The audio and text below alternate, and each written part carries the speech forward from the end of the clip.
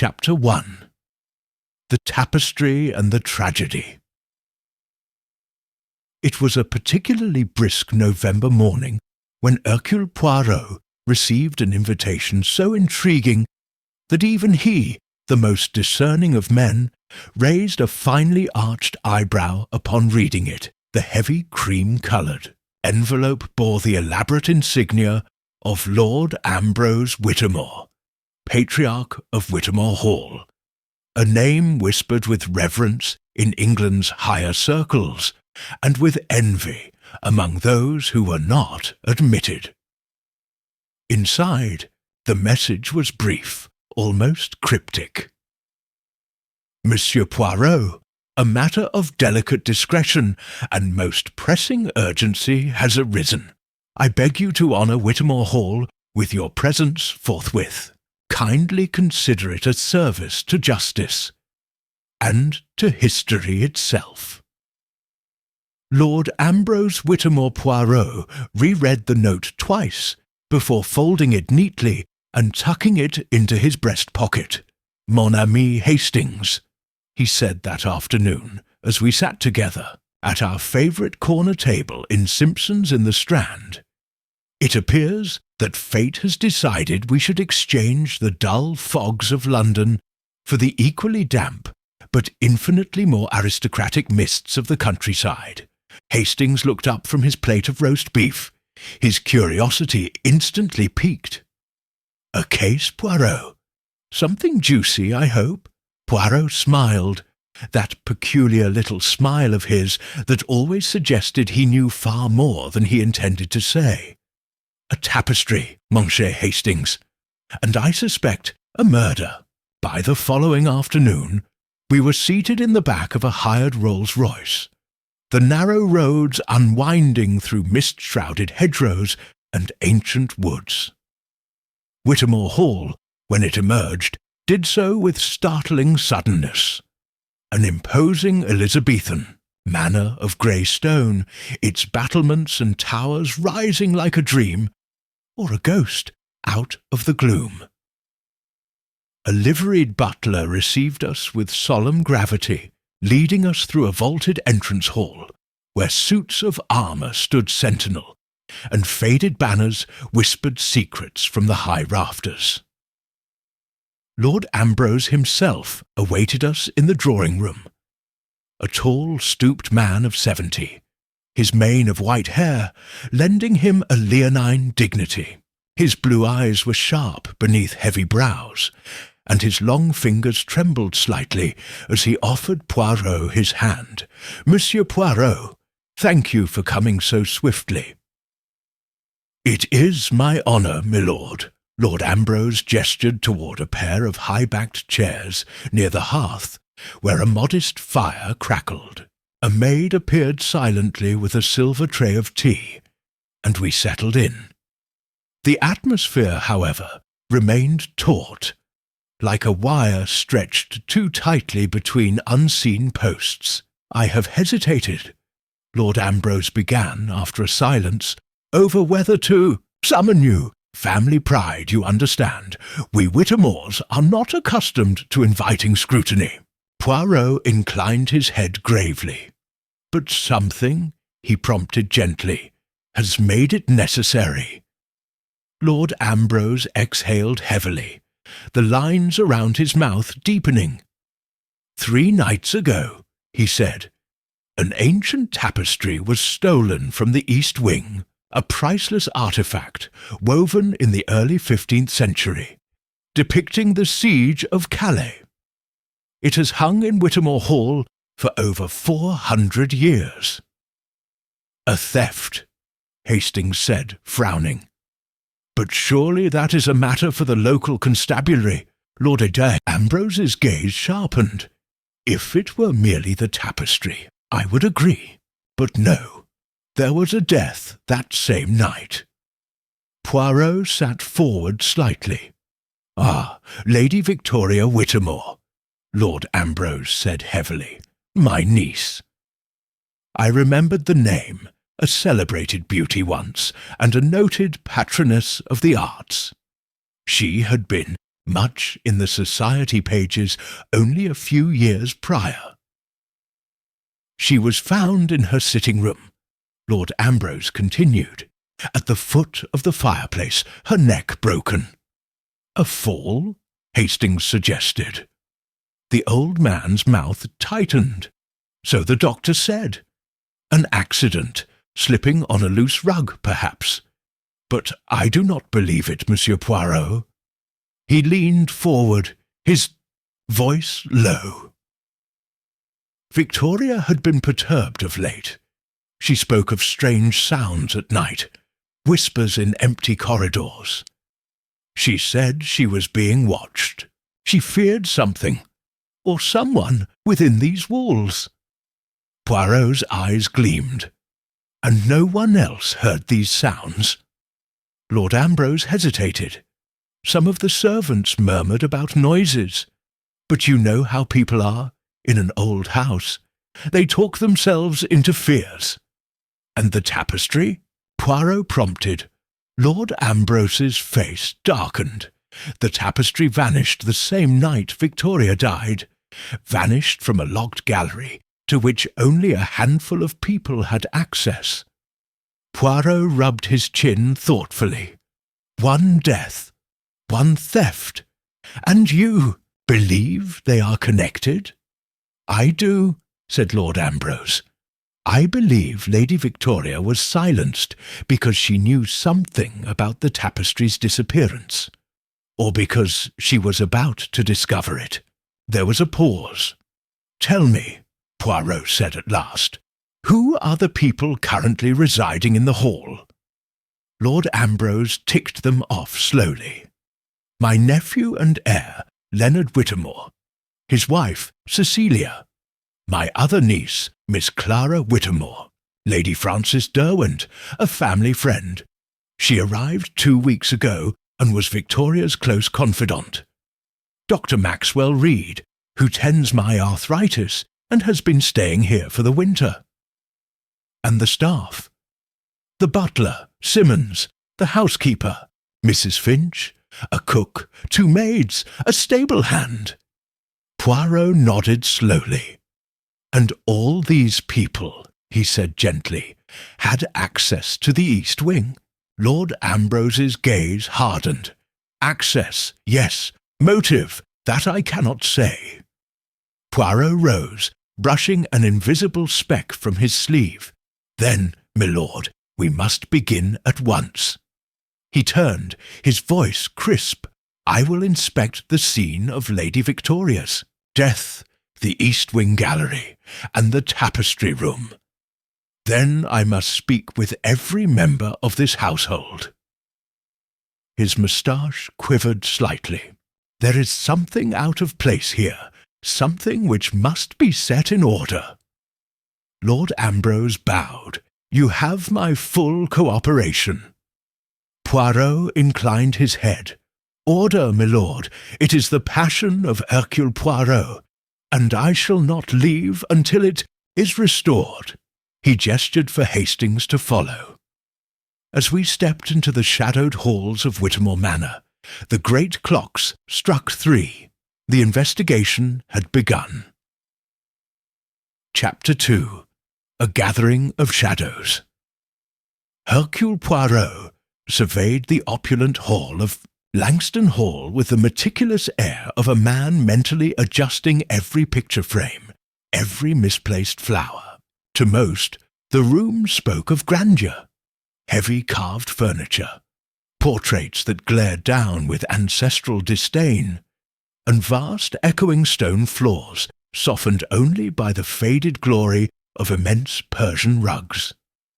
To Poirot, however, it spoke of something more.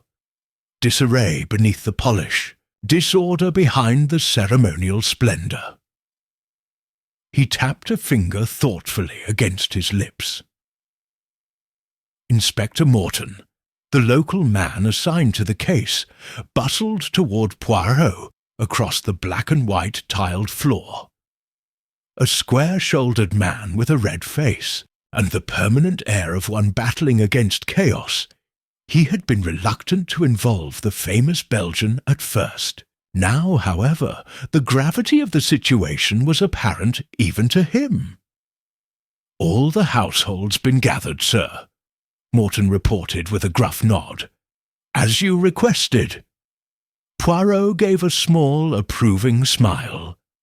"Very good, Inspector. Let us see what picture these people paint, oui?"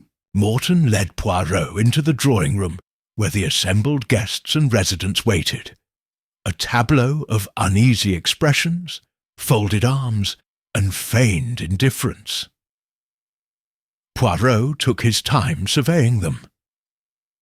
Lady Beatrice Langston sat stiffly in an armchair, her bony hands clutching the armrests as though anchoring herself against unseen gales.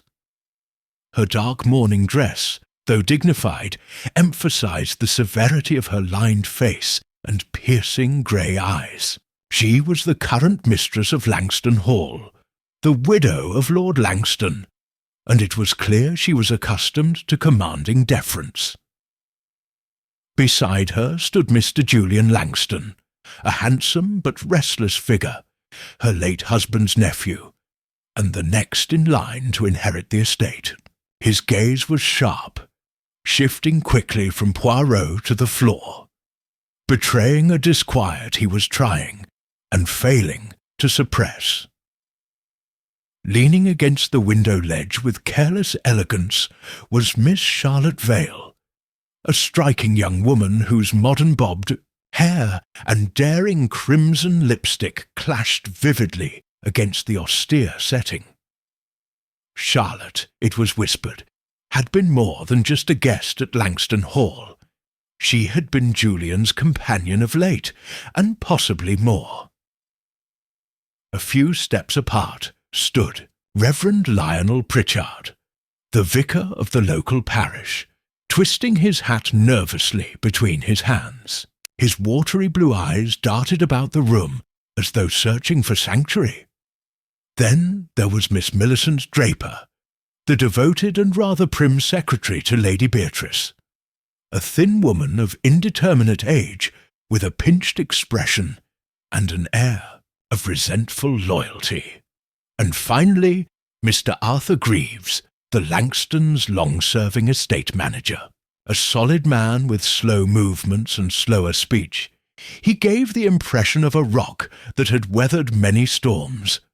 Though, Poirot noted, even rocks could be hollowed out by unseen currents. 7 people, 7 possible truths, 7 possible lies. Poirot moved to the centre of the room, drawing all eyes to him with the subtle command of a seasoned general. "You will pardon me, mesdames et messieurs," he said in his impeccable, precise English, "if I trouble you with some small inquiries. It is my habit, you see, to begin with the facts, however unimportant they may seem." No one replied, but the room seemed to tighten around him, as though the very air had grown heavier. Poirot began, as he often did, with the facts everyone thought they knew. "It was shortly after 11 o'clock last night," he said, "that the tapestry was discovered missing from the North Gallery. A tapestry that, according to the experts, has little commercial value. And yet it is gone." Morton shifted his weight awkwardly, and, Poirot added softly, "So is Mr. Charles Endicott." The name fell into the room like a stone into a still pond. Charles Endicott, the art dealer who had been visiting Langston Hall for several weeks under the pretext of cataloguing Lady Beatrice's collection, had disappeared overnight, leaving behind no note, no explanation, and no trace. The tapestry and Endicott vanished together. Coincidence? Poirot thought not. "Now," Poirot continued, clasping his hands behind his back, "I would ask each of you, in turn, to account for your movements last evening." Lady Beatrice raised her chin with an imperious tilt. I retired to my rooms after dinner. I have not the habit of staying up for these modern amusements," she said, with a pointed glance toward Charlotte Vale. Charlotte smiled sweetly. "I was in the music room," she said. "Julian and I were playing duets. Weren't we, darling?" Julian gave a short, unconvincing nod. "Yes, until about 10:30, and after that." Julian hesitated. "I went for a walk in the gardens. I needed air." "Alone?" "Yes." Poirot made a small note. Hastings, standing quietly at his side, arched a sceptical brow, but said nothing. Poirot turned to Reverend Pritchard. "Stayed only briefly after dinner," the vicar said hurriedly. "I had parish matters to attend to. I left before 9. Poirot nodded, and his gaze moved on to Millicent Draper. "I remained in the library," Miss Draper said primly. "Lady Beatrice had assigned me correspondence to prepare." "And you did not leave the library?" "No, Monsieur Poirot. I worked until midnight. I saw no one." Arthur Greaves cleared his throat heavily when Poirot looked at him. "I was with the housekeeper and footman checking the wine stores in the cellar," he rumbled. "There was an inventory scheduled for today." Poirot's eyes narrowed. "And this inventory, it took until when?" "Near to 11, Greaves said. Poirot turned slowly back to the group. "You see, mes amis," he said, his voice soft but penetrating, "it is curious. So many people, all within the house, and yet none saw the tapestry removed. None saw Mr. Endicott depart." A beat of silence. "And yet—" Poirot's voice dropped to a near whisper. "One cannot vanish into thin air, n'est-ce pas?" Outside, a gust of wind rattled the long windows. Inside, 7 souls sat trapped, knowing that Hercule Poirot would leave no stone unturned. "No deception hidden. Rest assured," Poirot said, bowing slightly. "I shall discover the truth, whether it lies hidden in plain sight or or tangled within the folds of a forgotten tapestry." Section 3. Underneath the polished veneer, the morning sun shone coldly through the towering windows of Greystone Hall, giving little warmth to its sombre grandeur. Poirot, ever immaculate, stood at the foot of the grand staircase, his sharp eyes scanning every shadowed corner as if weighing the very air for deceit. Beside him, Hastings shivered slightly, rubbing his gloved hands together. "Strange business. Poirot," he muttered. "Everyone's trying so desperately to look normal and succeeding badly." Poirot's lips twitched in a ghost of a smile. "Precisely, mon ami. It is the desperate normality that intrigues me most. When people are natural, they betray themselves far less." Their conversation was interrupted by the arrival of Mr. Edward Langley, the late Lord Greystone's private secretary. A man in his early 40s, Edward carried himself with the stiff politeness of someone long accustomed to invisibility. His spectacles caught the morning light as he bowed slightly. "Mr. Poirot, Captain Hastings, the drawing-room has been prepared for you, as Lady Greystone instructed. The family and guests will be assembled shortly." Poirot inclined his head graciously. "Merci, Monsieur Langley. A small point, if you please. Where were you when the tapestry was discovered missing?" Langley hesitated, his fingers fumbling briefly with the pen tucked into his jacket pocket. "I was in the library, cataloguing Lord Greystone's personal papers. He had not yet amended his will. There were matters that required organising." Poirot's expression did not change, but Hastings, who knew the signs, noted the slight narrowing of his friend's eyes. "And you heard nothing unusual?" Poirot pressed gently. Langley shook his head. "No. The house is large, Monsieur Poirot. Here is easy to miss. Comings and goings." Poirot smiled. "Oui, especially when one is engrossed in the affairs of the dead." Langley flushed a dull red and murmured an excuse before retreating toward the study. Poirot tapped his fingers lightly on the polished banister. "There, Hastings," he said softly. "Already a man uneasy in his skin." "He's a secretary," Hastings said with a shrug. "They're always nervous creatures." Poirot chuckled, perhaps. "Yet I fancy there is more behind the good Mr. Langley's nerves than mere profession." The drawing-room, when they entered, seemed a stage set for concealed emotions. The heavy velvet drapes muffled the light. The portraits on the walls seemed to lean forward, eavesdropping. As the household gathered, Poirot observed them carefully.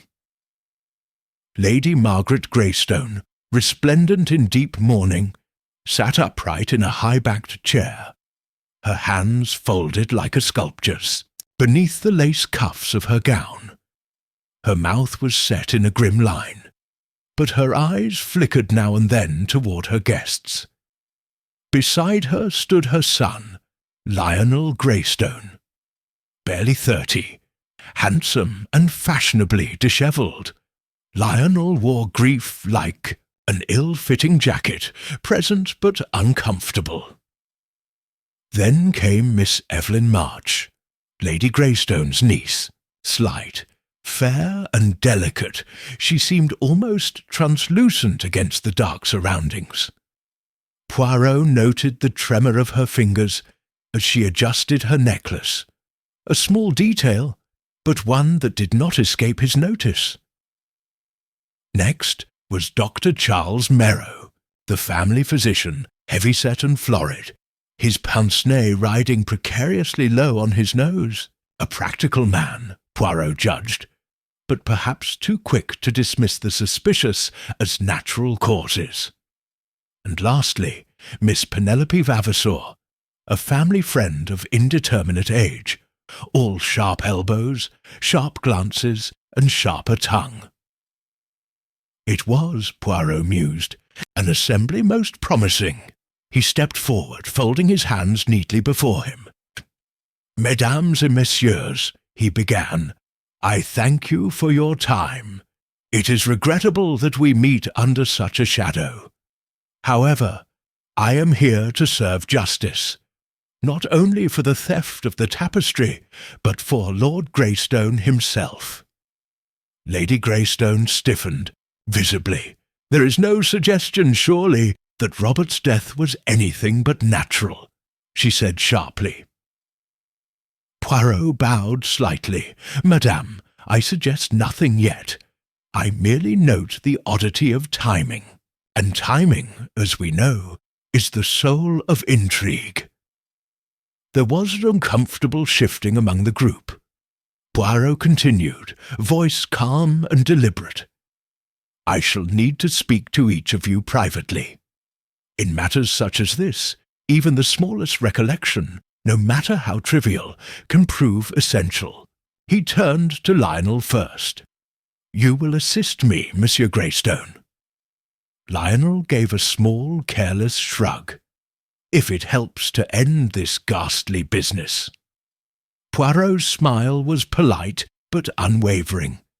"It will, monsieur. It always does." The first interview took place in the adjoining morning room, a cheerful chamber despite the day's grey light.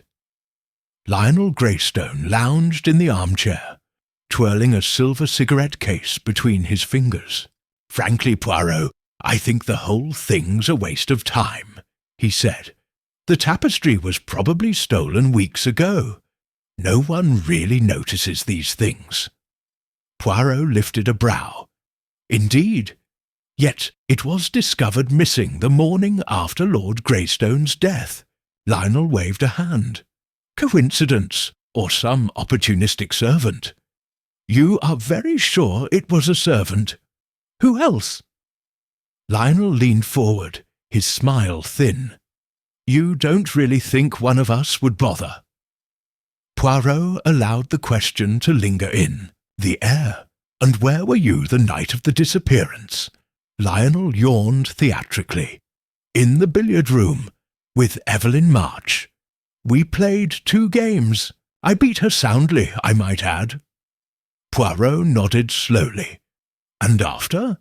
Lionel hesitated, just a fraction. Bed, he said. I wasn't in the mood to celebrate. Poirot made a mental note of the pause. In such matters, Monsieur Greystone, mood is often less important than opportunity. Lionel laughed, but it rang hollow. If you say so, Poirot. If you say so. Poirot returned to the drawing-room thoughtful. He found Hastings inspecting a porcelain figurine on a side table. A rather disinterested young man, Hastings said when Poirot rejoined him. Oui, very disinterested, Poirot said softly. And yet, it is the ones who appear least invested who sometimes have the most to gain. He glanced once more at the assembled group. Come, Hastings. There are still many little grey cells to exercise. The investigation, Poirot knew, had only just begun, and beneath the polished veneer of Greystone Hall, the truth lay coiled, waiting. Chapter 4. A tapestry of Lit Poirot stood at the heart of Marchand Hall's vast library, the late morning light slanting through mullioned windows to touch the worn leather bindings and dark oak shelves. A fire had been laid but not lit. The air remained chill, tinged with the scent of old paper and something less pleasant, the lingering discomfort of unfinished business. Captain Hastings joined him, notebook in hand, casting a sceptical glance around the room. You think we'll find anything here, Poirot? He asked in a low voice. Poirot's sharp eyes moved across the room without haste. Not fiend, mon ami. Observe, there is a difference. Hastings gave a little sigh, accustomed to the detective's insistence on precision. The library had been Lady Marchand's sanctuary. According to Mrs. Redfield, the housekeeper, Lady Marchand often retired here in the evenings to write letters, settle accounts, and, most curiously, to work alone on the restoration of a tapestry, a relic left neglected for decades. It was that tapestry which Poirot now examined. It hung along the west wall, a heavy, intricate piece depicting a hunting scene, a deer mid-leap, dogs braying at its heels, lords and ladies in faded finery.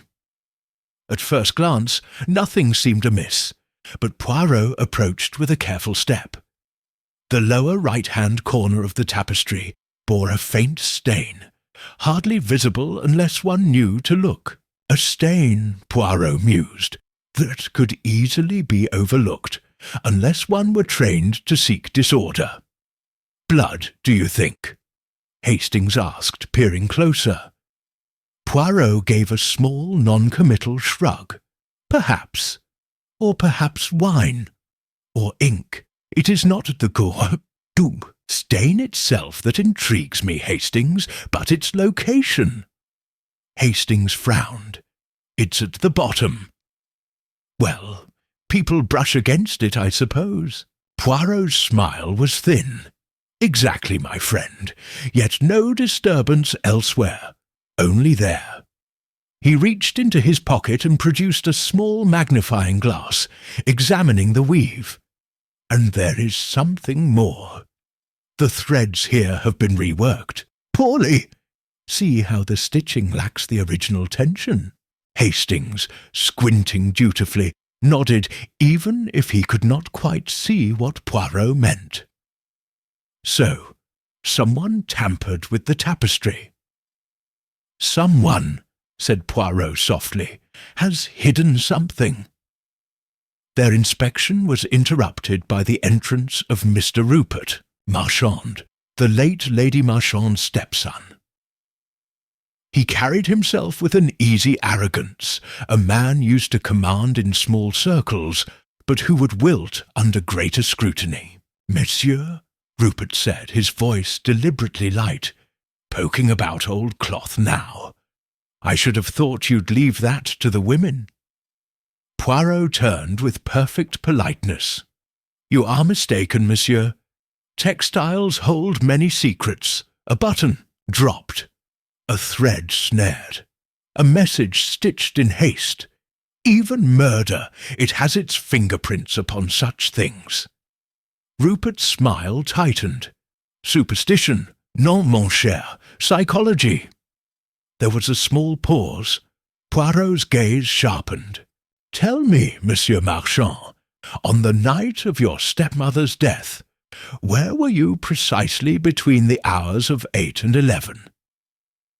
Rupert laughed, but there was little humour in it. In the billiard room with Geraldine and Felix. We played 2 games and then sat drinking until just before midnight. Ask them if you doubt me. Poirot's expression did not change. And did Lady Marchand join you at any point? She never came near the billiard room after dinner parties, Rupert said with a shrug. She considered it coarse, prefers her dusty books. Poirot inclined his head. And the tapestry? Rupert frowned. What about it? Had your stepmother made any remarks about it of late? Rupert hesitated. Nothing of consequence. She said something about it being valuable, older than we thought. That's why she had been working to restore it herself. Foolish, if you ask me. She should have hired a professional. Poirot's brow furrowed thoughtfully. And did she ever hint that the tapestry contained more than mere threads and pigment? Rupert gave a bark of laughter. You think there's treasure hidden in it, do you? Poirot smiled thinly. Not treasure, perhaps, but something that someone desperate, might wish to conceal. The younger man scoffed, but Poirot noted the way his fingers tightened on the back of the chair he leaned against. Rubbish, Rupert said. A tapestry is just that. A dusty bit of history nobody cares about. Poirot bowed slightly. Merci, monsieur. You have been most enlightening. Rupert turned and left the library with an impatient stride. As the door closed behind him, Hastings whistled softly. He's hiding something. Poirot nodded. May we, Hastings? The question is it murder? Later that afternoon, Poirot requested to speak privately with Geraldine Marchand. She arrived in the library with a poised grace, her black mourning attire framing a face both delicate and wary.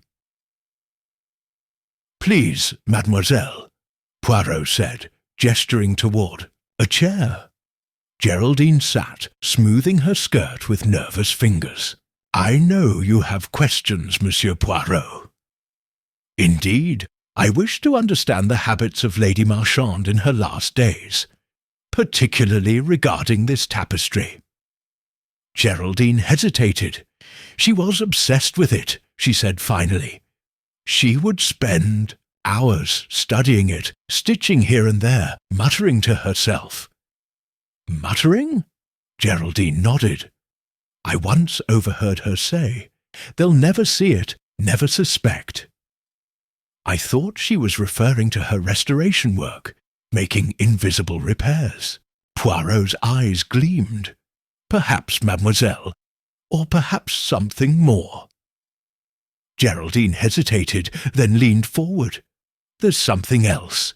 The night she died, I heard raised voices from the library." "Voices?" "Yes, my stepmother and Rupert. They argued. I couldn't make out all the words, but I heard inheritance and 'you'll regret this.'" Poirot leaned back, his fingers steepled. "Ah, the old story," he murmured. "Greed, fear, and the desperation that follows." Geraldine shivered. "Don't know what to think any more." Poirot's smile was brief and strangely kind. "You need not think, mademoiselle. Leave that to Hercule Poirot." As she rose to go, Poirot's gaze drifted back to the tapestry. The forgotten relic that perhaps he thought was not so forgotten after all. And somewhere behind its faded hunting, seen or hidden among the careful lies of the house's inhabitants, lay the answer to murder. Section 5. Shadows Behind Polished Walls. The morning after Poirot's initial interviews dawned grey and cold, the mist thick upon the grounds of Morden, Hall like a shroud. From the window of the guest suite where Hastings and Poirot had been lodged, the once proud gardens were little more than smudged shapes in the gloom. Poirot sat at a small escritoire, dabbing precisely at his moustaches with a fine silver comb. Across the room Hastings was reading the morning newspaper, but it was clear his mind was elsewhere. "You look worried, Hastings," Poirot remarked, not glancing up. "I confess, old chap," Hastings replied, folding the paper with a sigh. "This case feels odd. Everyone has something to hide, yet I can't see the motive clearly. I mean, theft of a tapestry. It seems absurd." Poirot smiled faintly. "Nothing, my friend, is absurd when it touches pride, heritage, or perhaps fear." He rose, smoothing his immaculate suit, and picked up the small notebook where he had recorded his observations. "The human heart, Hastings, is much like an old tapestry, seemingly whole from a distance, but upon closer inspection riddled with frayed threads and hidden repairs." Hastings chuckled. "Rather poetic for this early in the day." Poirot merely lifted a finger. "Poetry often reveals more truth than prose." They descended into the breakfast room, where Mrs. Aurelia Morden awaited them, her face pale but composed, seated stiffly at the head of the table. Mr. Lionel Morden was already halfway through his meal, buttering his toast with aggressive energy, while Mrs. Stell Morden nibbled nervously at a boiled egg, her gaze darting toward the window at every opportunity. Poirot, after polite greetings, settled into a chair with a sigh of satisfaction. "It is curious," he mused aloud, buttering his own croissant meticulously, "how tension thickens the air like a storm that refuses to break." Lionel scowled. "If you're suggesting we're all at each other's throats, Monsieur Poirot, say it plainly." Poirot smiled benignly. "I say nothing, monsieur. I merely observe." Mrs. Morden pressed her handkerchief to her lips. "Is it true you found something in the tapestry room?" she asked. Poirot paused delicately. "I found many things, madam. Whether they are of importance remains to be seen." He let the statement hang heavily over the table before changing tack. "Tell me, if you please, who last had the keys to the tapestry room?" There was an immediate flurry of glances between the family members. "I keep them," Mrs. Morden said at last. "They are kept in my bureau." "And you had them when the discovery was made?" Her face flushed. "No, I I realized yesterday they were missing." Poirot's eyes gleamed. "Ah, and when did you last see them?" "A week ago, perhaps longer. I don't go in often these days." Poirot nodded slowly, steepling his fingers. "So, it is possible the keys were taken days ago without your knowledge?" "Yes," she said miserably. Lionel muttered something under his breath that sounded suspiciously like carelessness, but a sharp look from his mother silenced him. "And," Poirot continued, "who knew where the keys were kept?" Again a silence. "Everyone," Estelle whispered at last. "We all knew." Poirot inclined his head gravely. "Alors, it is as I thought. Later that morning, Poirot and Hastings moved to the library, where Inspector Carchester awaited them. The local man was dogged and earnest, but not particularly imaginative, traits Poirot had encountered countless times. "You're sure it was deliberate vandalism, Poirot?"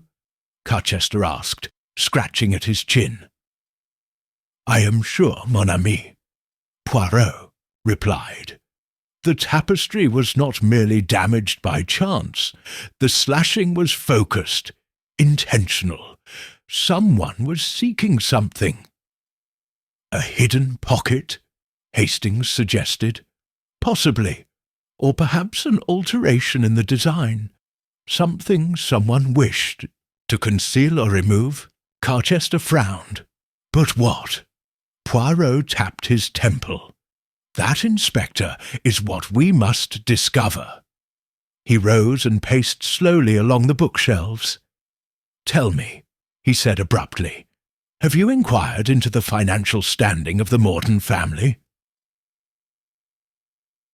"Je dieu." Inspector pulled out a notebook. "Not great. The estate's practically bankrupt. They're up to their necks in debt. This house, the furniture, the land, all mortgaged to the hilt." Poirot nodded. "And what of Lionel?" "Bad gambling debts in London. Word is, he's desperate for funds." "And Estelle?" The inspector hesitated. "There's a fiancé, or was, a Mr. Patrick Gray, but her dowry's been delayed. Rumour says he's getting restless." Poirot's moustaches bristled. Love, money, desperation, the eternal triangle of human folly. He turned sharply. "Inspector, you must also look into Mr. Jasper Wren." The inspector blinked. "The secretary." "Oui. His face tells too many lies for my liking." Carchester grunted, but made a note. That afternoon, Poirot sought out Jasper Wren. The secretary had secluded himself in a small office adjoining the library, a musty little room crowded with filing cabinets and old ledgers. He looked up with a start as Poirot entered, his ink-stained fingers trembling slightly. "Monsieur Poirot," he stammered, What can I do for you?" Poirot smiled gently.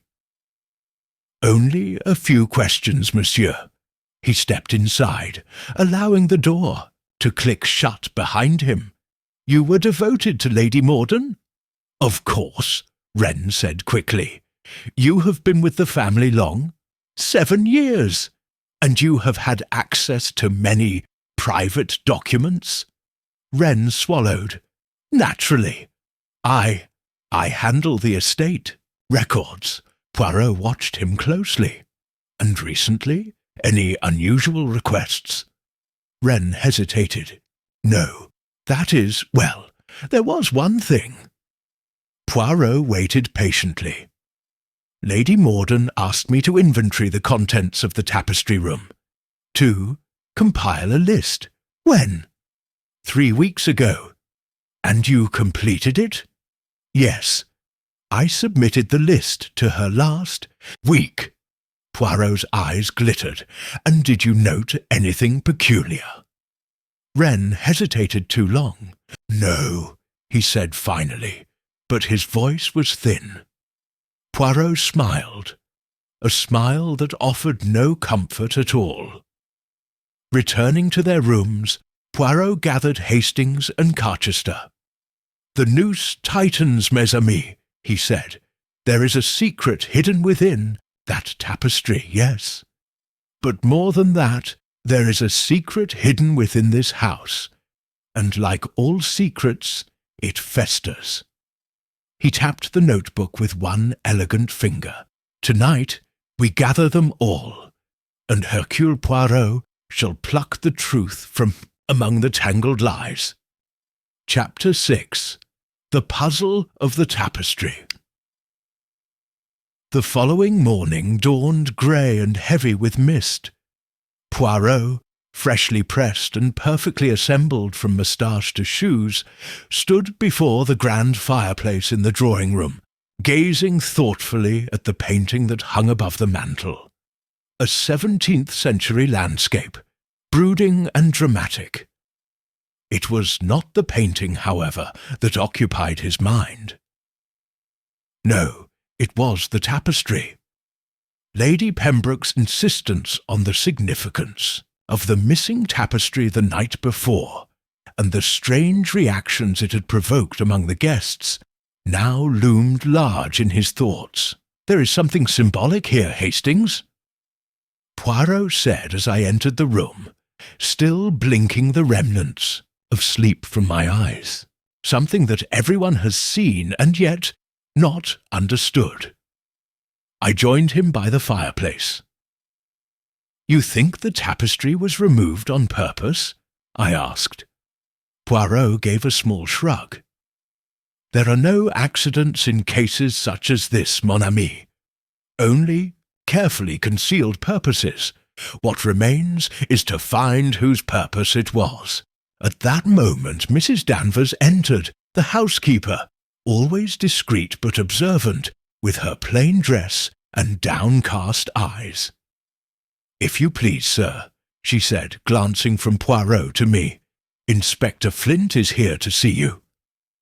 Poirot turned, an expression of polite amusement touching his lips. "Excellent. Let us see what our good inspector brings us this morning." Inspector Flint was a tall, narrow man with a harried look, the sort who always seemed to be catching up to events rather than controlling them. He entered the room with a brisk nod. "Good morning, Monsieur Poirot. Captain Hastings." His gaze flicked around the room as if half expecting another body to materialize from the mist. "Good morning, Inspector," Poirot said warmly. "And what news have you brought us?" Flint pulled a small notepad from his coat pocket. "We've done a full search of the estate grounds. Nothing new regarding the tapestry, I'm afraid. No sign of it. We're expanding the search to the village. Someone might have sold or hidden it." Poirot gave a delicate sigh. "And the guests? Still here?" Lady Pembroke insisted. "No, one allowed to leave until the matter is settled." "Bon," said Poirot. "We shall make use of that." The inspector hesitated, then added, "There is one other thing." Poirot's eyebrows rose slightly. "The gardener's boy, young Daniel, claims he saw someone sneaking around the east wing late at night, near the gallery. A figure wrapped in a cloak." "And when did he report this?" Poirot asked, his voice sharp. "Late last night. Too scared to speak up before." Poirot exchanged a glance with me, his eyes gleaming. "And did the boy recognize this cloaked figure?" Flint shook his head. "Too dark, he says." Poirot folded his arms. "Nevertheless, it is a clue. We must speak with this Daniel ourselves." "I've arranged for him to be brought in," Flint said. "Shouldn't be long." Poirot gave a satisfied nod. "And meanwhile, Inspector, you will permit me to do something else." "What's that?" Poirot smiled slightly. I shall visit the tapestry room. The tapestry room was not much used. A small, slightly dusty chamber at the far end of the east wing, where relics of the Pembroke family's more glorious past were displayed. Spears, shields, faded standards, and the missing tapestry's empty frame now hung like a mouth missing its teeth. Poirot moved through the room with almost reverent delicacy, touching nothing but observing everything. "Notice, Hastings," he said softly, "the dust on the floor near the wall." I bent to look. There were faint smudges, the suggestion of movement. A dragged object, heavy. "The tapestry?" I asked. "Oui." "And it was removed with some care, not ripped down, in anger, but lifted, concealed." He tapped his chin thoughtfully. "Someone wanted it gone. But why?" He moved to the empty frame and inspected the hooks. "See here," he said, pointing to a frayed bit of thread. It was removed hastily, but by someone who knew what they were about. As he continued his inspection, footsteps approached. Daniel, the gardener's boy, was ushered into the room by a constable. He was a thin, nervous lad of about 15, his cap clutched in both hands. Poirot approached him kindly. "Come, mon petit, do not be afraid. Tell me what you saw." Daniel swallowed hard. "I was out by the rose garden, sir, 'cause I'd left me jacket behind. I saw someone, a shape, coming out the side door by the gallery. They had something bulky under their arm." "A shape?" Poirot pressed, gently. "Tall, short, man or woman?" Daniel thought hard. "Taller than me, sir, but not very big. Moved quick-like. Couldn't see much, but they were wearing a dark cloak." Poirot considered this, and the time. Daniel shifted from foot to foot. "Near midnight, sir. I remember, 'cause the stable clock chimed just after." Poirot's eyes narrowed. "Midnight," he repeated softly. "The same time the telegram had been sent. Coincidence or connection?" After Daniel had been dismissed with reassurances, Poirot returned to the drawing-room, where the others had gathered under Lady Pembroke's order. He stood quietly, surveying the group.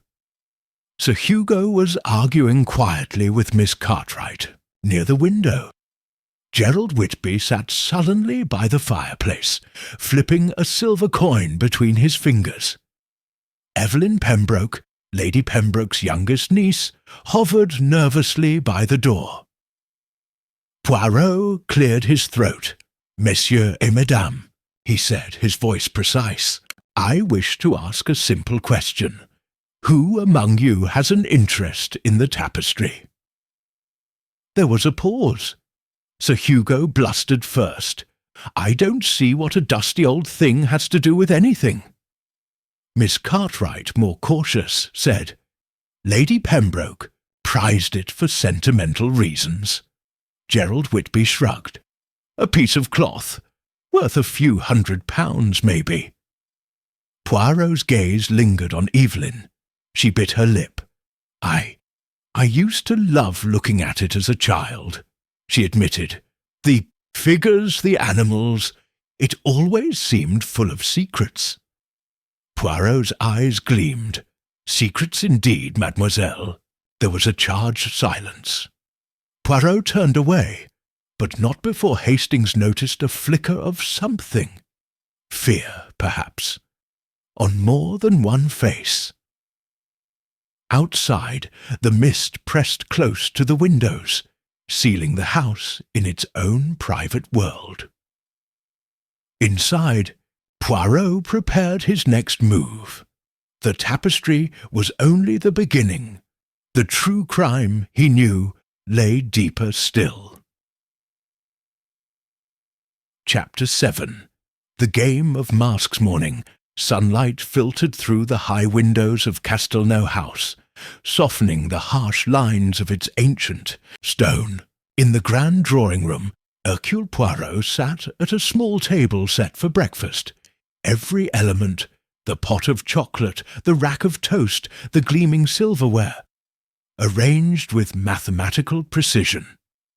Across from him, Captain Hastings was, demolishing a plate of eggs and bacon with his customary gusto. Poirot stirred his chocolate carefully.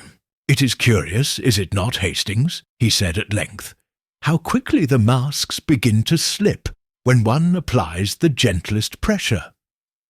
Hastings looked up, puzzled. "You mean our suspects?" "Just so.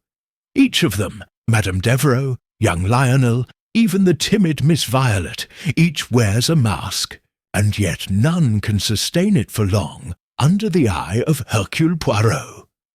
He tapped his temple lightly. "It is the psychology, mon ami, the psychology of the guilty mind." Hastings frowned.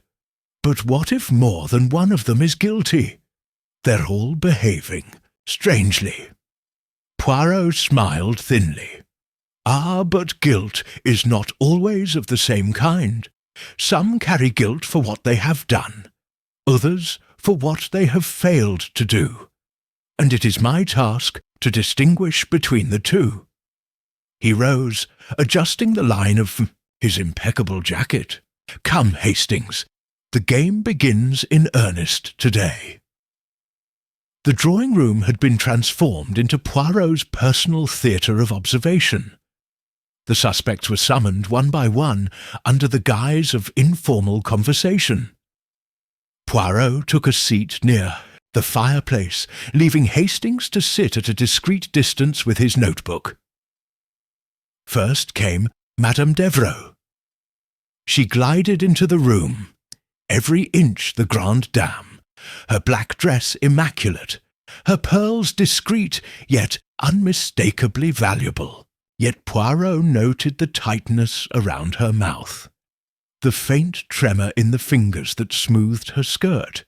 "Madam," he said warmly, "permit me to offer my condolences once again on the tragedy that has befallen this house." She inclined her head gracefully.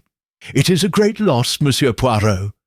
My brother was a difficult man, but blood is blood." Poirot nodded. "You have been at Castelnau House for some weeks, I believe." "Since June," she said promptly. "Hugo wrote to me asking me to come. He was," she hesitated, "concerned for his health." "Did he speak to you of any fears beyond the physical?" She stiffened. "If you mean fears for his safety, no. Hugo was a man who made enemies easily, but he rarely seemed afraid." Poirot leaned forward slightly. "And yet he confided in you enough to summon you here." A flash of annoyance crossed her face, quickly masked. "He valued family," she said coolly, "even in his later years." Poirot smiled benignly. "And the tapestry, madam? Did he ever discuss it with you?" Her eyes narrowed ever so slightly. "The tapestry?" "Only to say it was a foolish indulgence of his youth. He had lost all interest in it." Poirot inclined his head gravely. "Merci, madam." Next was Lionel Standish. The young man slouched into the room, hands thrust deep into the pockets of his ill-fitting jacket, his hair unkempt. His eyes, however, were sharp, darting about the room with a wariness that spoke volumes. "Mr. Standish," Poirot greeted him, "it is good of you to spare me a moment." Lionel shrugged. "Not like I've got anything else to do, is it?" Poirot chuckled, softly. "Sometimes the most important truths reveal themselves in moments of idleness." He gestured to a chair. Lionel sat, sprawled awkwardly. "You were close to Sir Hugo?" Poirot asked. Lionel snorted. As close as anyone could be. He liked to give orders, didn't like hearing anything back. And the tapestry?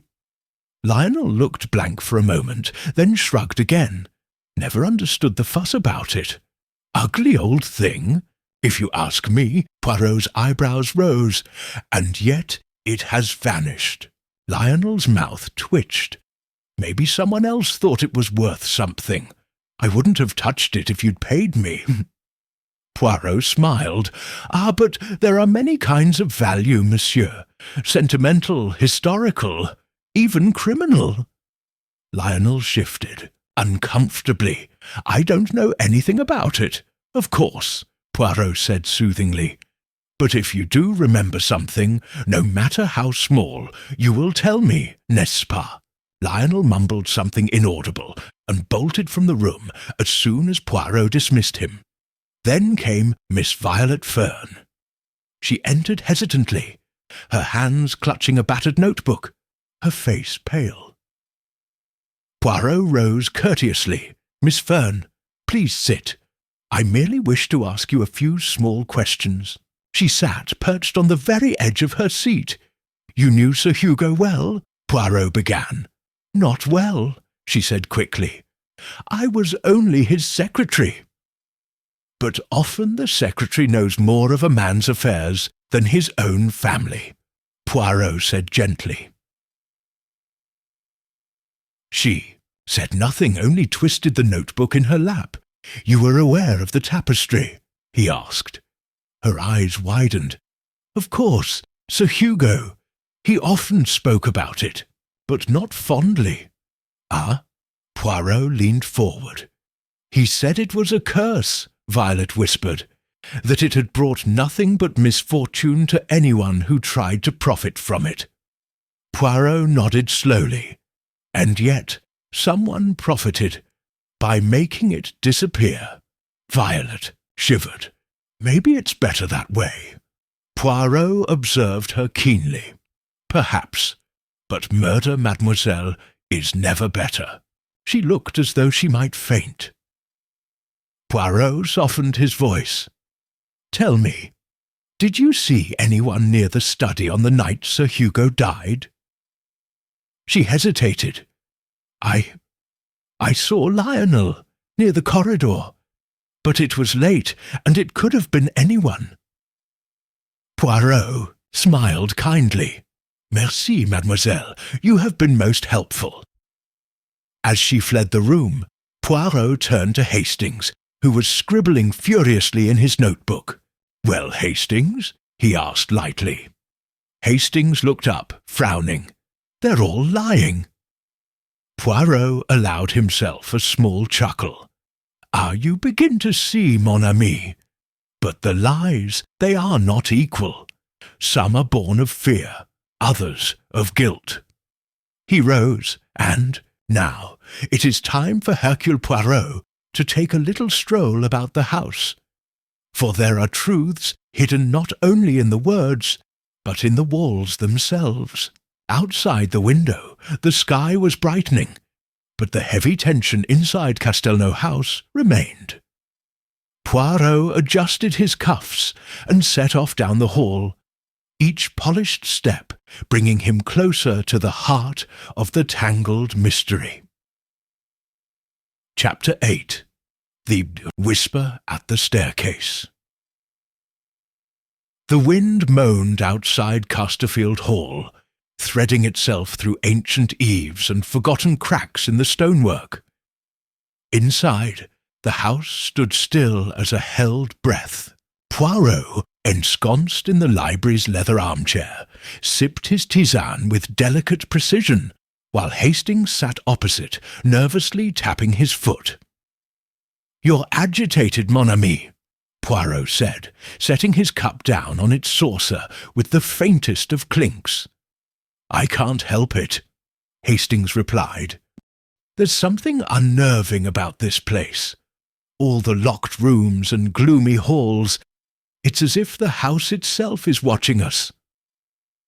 Poirot smiled faintly. "Mais oui, Casterfield Hall is a house of secrets. But it is not the house that watches. Hastings, it is the people. They watch each other with such caution, such intent. It is as though each fears the other's gaze will unearth something best left buried.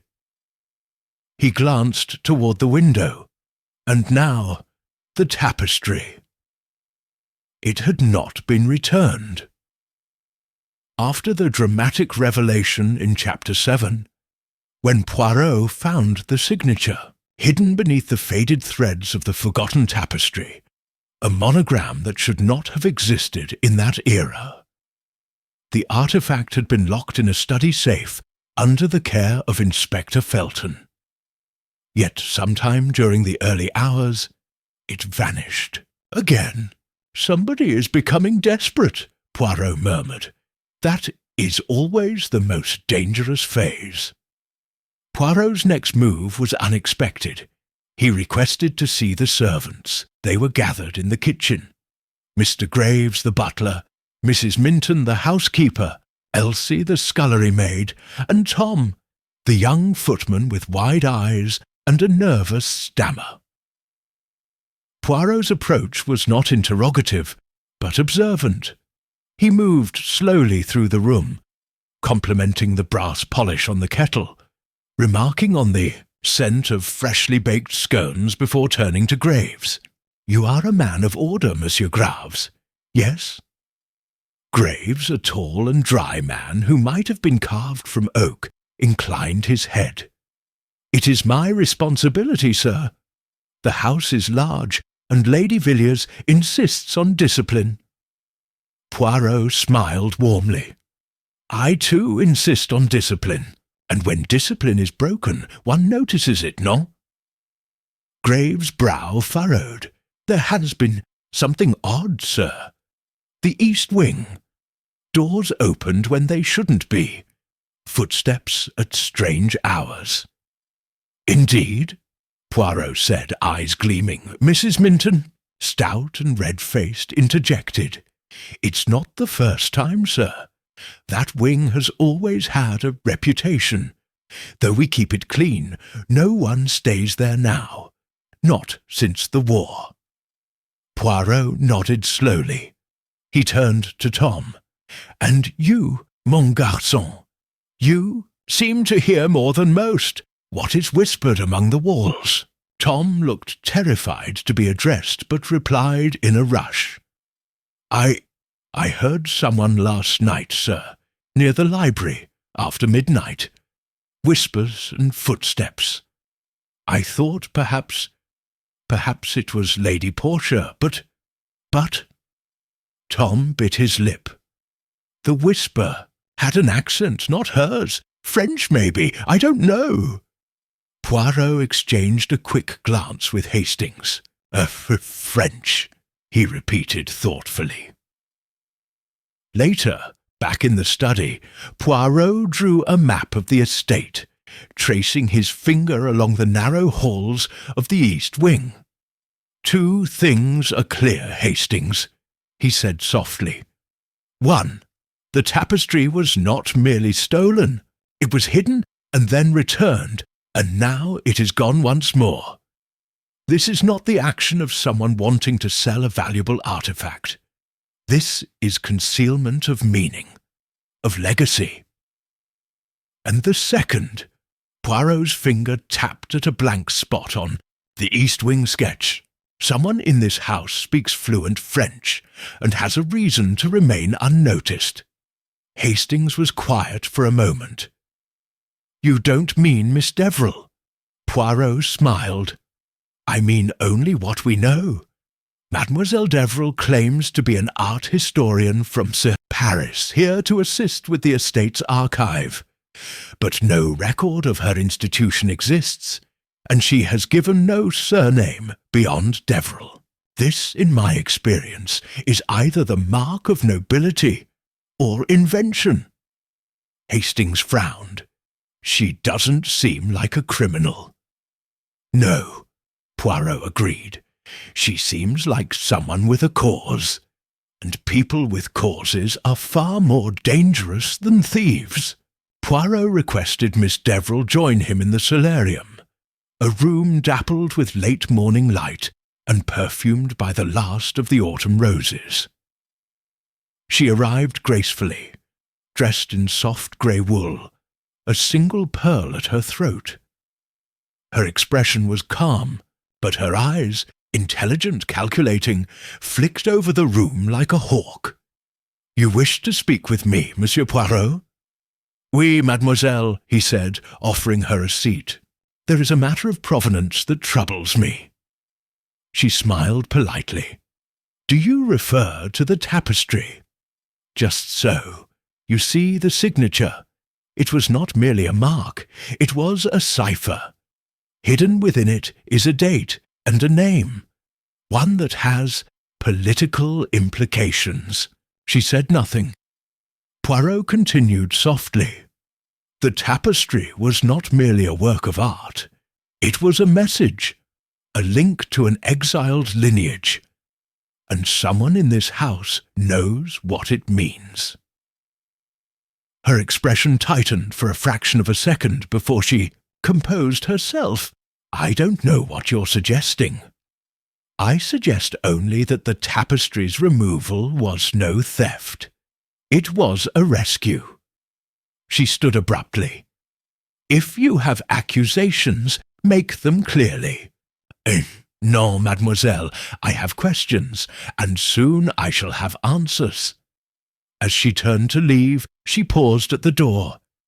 "Be careful what truths you unearth, Monsieur Poirot. Some were meant to be forgotten." That night, Poirot stood once more in the great hall, his silhouette framed against the moonlight spilling through the high windows. He stared up at the empty wall where the tapestry had once hung. Hastings joined him in silence. "She knows something," Hastings said at last. "She knows everything," Poirot replied, "but she is not the only one." From the shadows above, unseen, a figure moved silently, retreating into the darkness of the east wing. The corridor where Lady Villiers had forbidden entry, the wing sealed off since 1919, and the very place where Poirot had insisted the truth would finally come to light. Section 9. A second revelation in the West Wing. The heavy velvet curtains in the West Wing were drawn tight against the evening chill, casting long shadows over the aged stone walls. Poirot moved quietly down the passage, Hastings trailing him with dutiful silence. Somewhere deep in the heart of the manor, a grandfather clock tolled 8 times, the sound hollow and funereal. At the far end of the wing, Poirot stopped before a narrow wooden door, its iron latch tarnished by time. "This is the room Mrs. Bellingham mentioned," Poirot said softly. "Lady Forsythia's old study, now abandoned." Hastings shivered slightly. "Feels like the sort of place secrets would rot." "Poirot, just so, mon ami," Poirot replied, lifting the latch with 2 fingers. The door swung open with a protesting creak.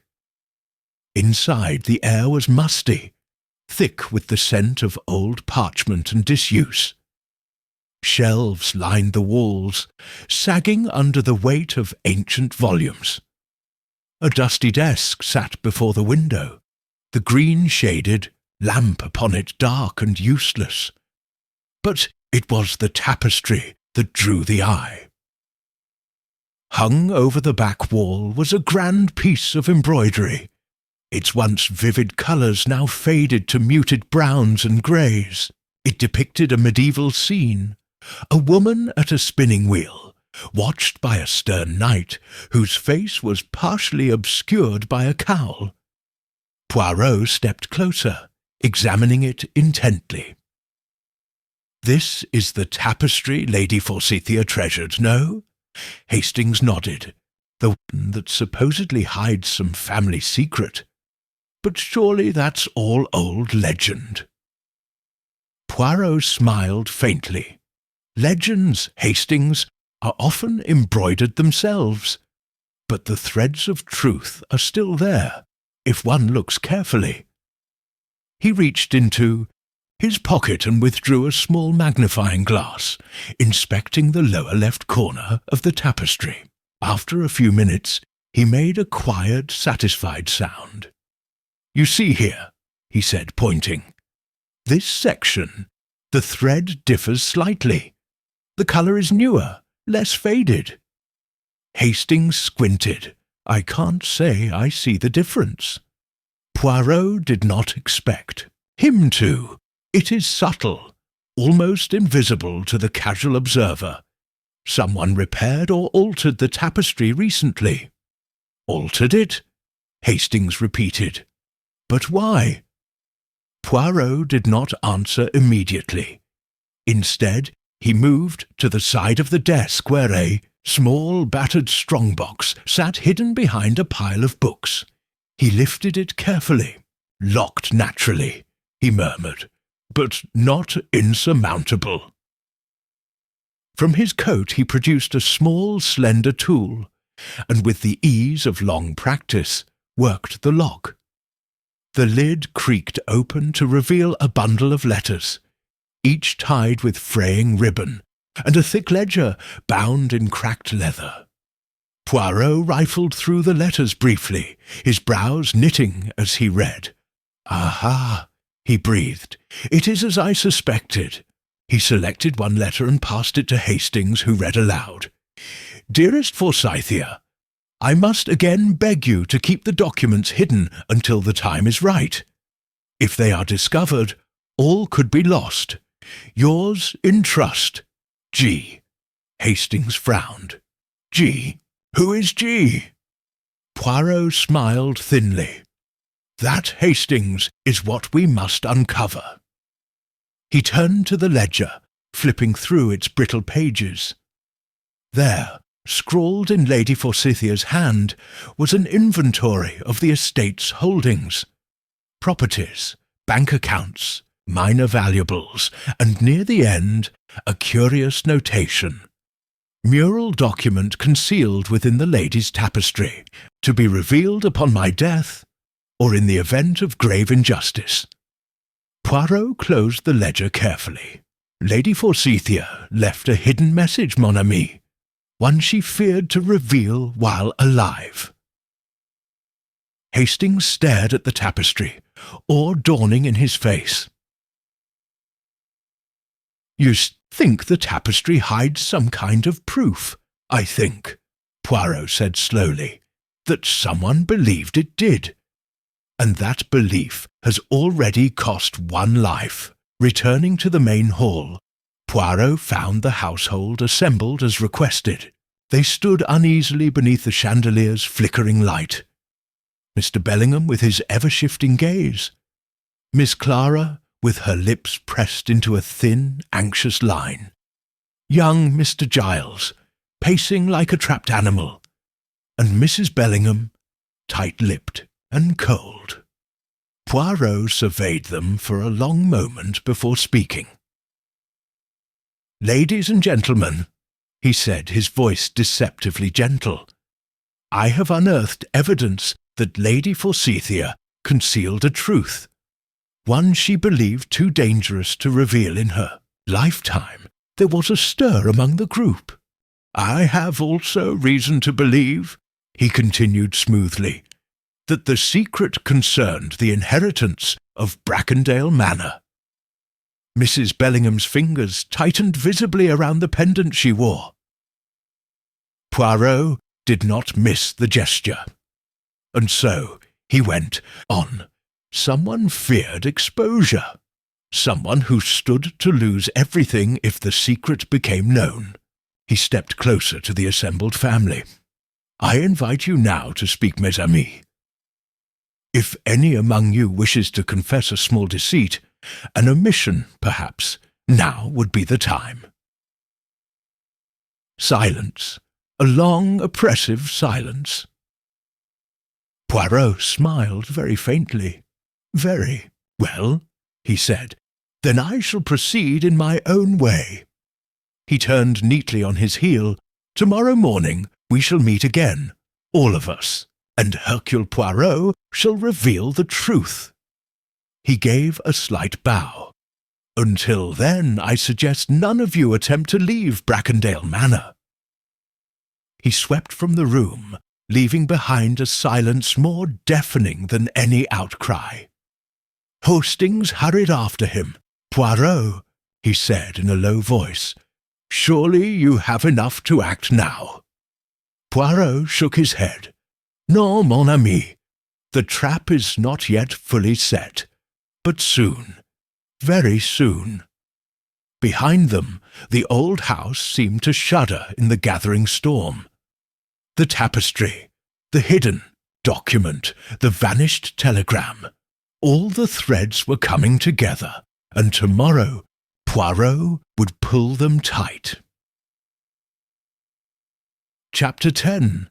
The Tapestry's Silent Witness. The drawing-room at Greystone Manor had been transformed into a court of silent tension. Poirot, standing at the centre with impeccable neatness, surveyed the circle of assembled faces, some pale, some defiant, all uneasy. The forgotten tapestry, once a background ornament, now hung behind him like a faded relic presiding over judgment. Poirot cleared his throat delicately. "I have summoned you here," he began, "because the riddle has been solved. The death of Lady Armitage, the strange disappearance of the tapestry panel, the curious inconsistencies in your testimonies. All, mes amis, are but pieces of one intricate puzzle." A hush settled over the room. Poirot continued, his voice steady. "First, let us consider Lady Armitage's death. It was made to appear an accident, a simple fall down the great staircase, and yet no one could satisfactorily explain why she had been descending in the dark, or why the electric sconces along the wall were extinguished only during that precise moment." He let the thought hang, watching the unease ripple outward. It was not clumsiness nor happenstance. It was murder, carefully calculated. Gasps broke out among the gathered guests. Colonel Fenwick, Lady Cynthia, the young solicitor Mr. Price, and the agitated housekeeper, Mrs. March. "But why?" demanded Colonel Fenwick, his face reddening. "Why should anyone kill Eugenia?" Poirot raised a finger. "Ah, that, Colonel, is where the tapestry enters the stage." He turned, gesturing at the faded cloth.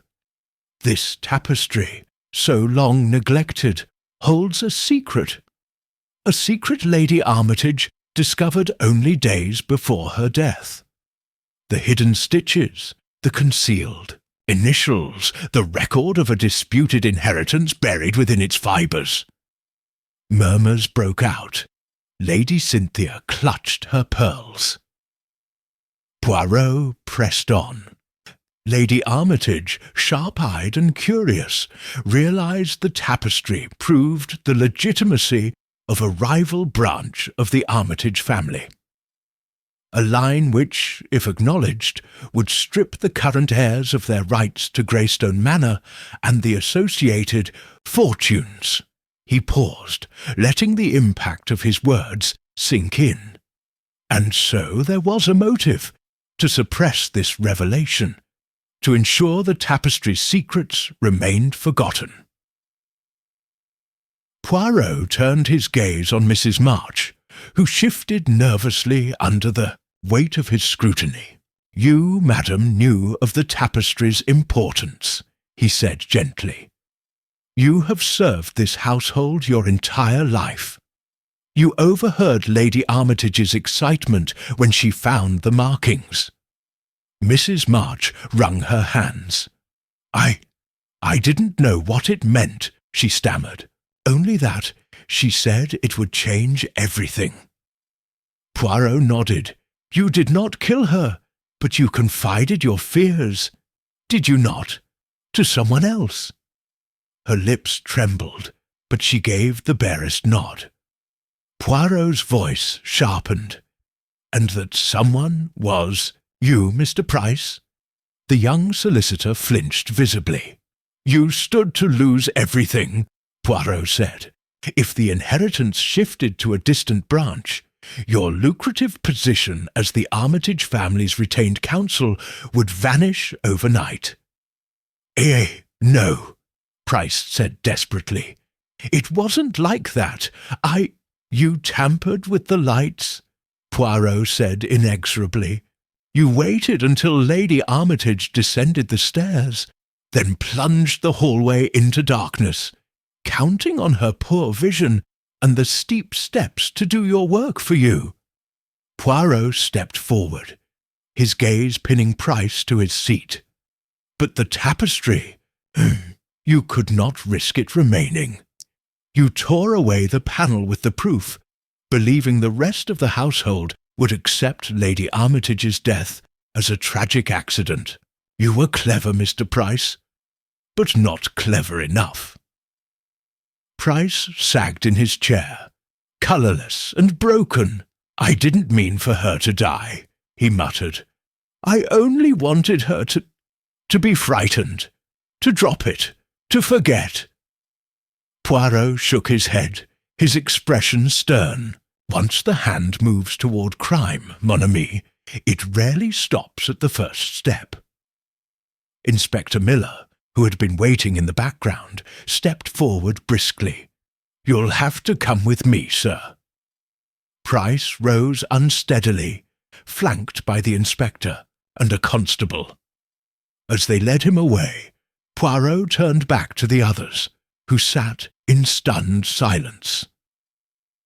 Later, in the quiet of the deserted library, Hastings, who had been watching the proceedings with widening eyes, finally found his voice. Knew it was Price all along. Poirot smiled faintly. I suspected him early.